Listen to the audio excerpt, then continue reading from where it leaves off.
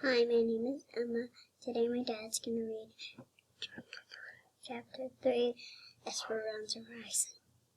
Thank you, Emma. I appreciate your help. Chapter 3 is where we're picking up after Esperanza's dad came back to the ranch, but not the way that she wanted him to.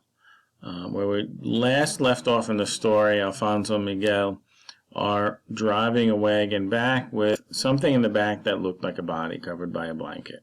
So we're going to find out what happened a little bit more now. We left Esperanza. She was on her knees on the floor crying, okay, because I think she had an idea of what might have happened. Okay, so chapter 3 is called Las Papayas. Estas son las mañanitas que cantaba el rey David. A las muchachas bonitas se las cantamos aquí. These are the morning songs which King David used to sing to all the pretty girls. We sing them here to you. This is a quote from a song that is sung at this time. Okay, and this is a song that Esperanza was father to sing to her. Esperanza heard Papa and the others singing. They were outside her window. Their voices were clear and melodic. Before she was aware, she smiled because her first thought was that today was her birthday. Kiss Papa. But when she opened her eyes, she realized she was in her parents' bed on Papa's side that still smelled like him, and the song had been hymns. Why hadn't she slept in her own room? Then the events of last night wrenched her mind into reality.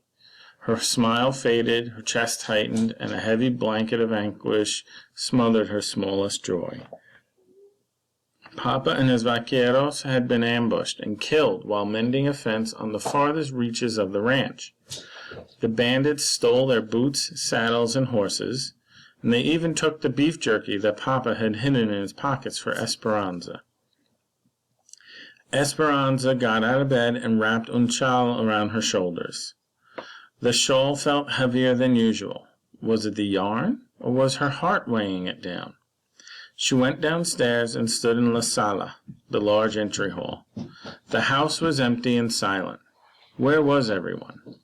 Then she remembered that Abuela and Alfonso were taking Mama to see the priest this morning.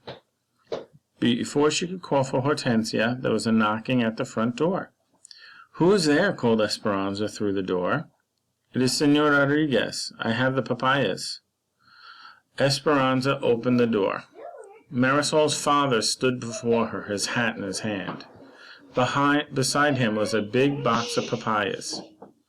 Your father ordered these for me for the fiesta today. I tried to deliver them to the kitchen, but no one answered. She stared at the man who had known Papa since he was a boy. Then she looked at the green papayas ripening to yellow. She knew why Papa had ordered them. Papaya, coconut, and lime salad was Esperanza's favorite, and Hortensia made it every year on her birthday. Okay. Her face crumbled. "Senor," she said, choking back tears, "have you not heard? My Papa is dead." Senor Rodriguez stared blankly and then said, "¿Qué pasó, niña? What happened?" She took a quivery breath. As she told the story, she watched a grief twist Senor Rodriguez's face and overtake him as he sat down on the patio bench, shaking his head. She felt as if she were in someone else's body, watching a sad scene but unable to help. Hortensia walked out and put her arm around Esperanza. She nodded to Senor Rodriguez, then guided Esperanza back. "He ordered the papayas," sobbed Esperanza. "I know," whispered Hortensia, sitting next to her on the bed and rocking her back and forth. "I know." Okay, so now that you've heard this part of the story, it's not the end of the chapter, but I want to stop here and give you a chance to think about it. What do you think Esperanza is feeling right now? What do you think happened to her father? Okay, we found out a little bit more that he didn't make it, that he's dead. But what happened to him? What do you think happened to him? Okay, so make sure you post that in there. I'll put up a form so that you can answer these questions. And I hope you're well. I hope your families are well, and I look forward to some point seeing you again. And stay home, stay safe. All right, talk to you soon.